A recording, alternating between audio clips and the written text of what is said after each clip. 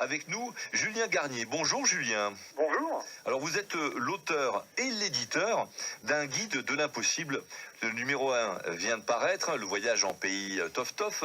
Donc c'est des guides touristiques qui vont nous faire visiter des endroits qui n'existent pas. Et c'est le cas de ce pays dont on va découvrir les coutumes si on feuillette le guide. Alors qui vit dans le pays Tof-Tof?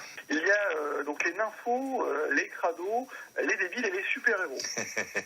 Et parmi les coutumes, donc il y a des choses assez étranges, notamment au niveau de la mode. Ce sont les tongs, des bottes avec l'embout pour les pieds qui est en version tongs avec un petit parapluie pour protéger des coups de soleil. Ah, pas mal. Est-ce qu'il y a un animal sacré? Alors oui, il y a un animal sacré qui est l'emblème du pays, qui est le tof-tof. À quoi est-ce qu'il ressemble? C'est une petite boule de poil, on va dire grosse comme un lapin, Ouais. avec une trompe et une poignée. Et c'est le premier animal à poignée. C'est pratique.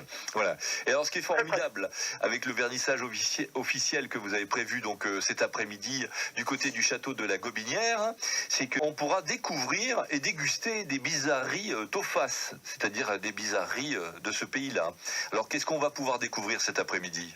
Deux, trois petites choses qui sont le billard belge, qui est un sport de ce pays-là.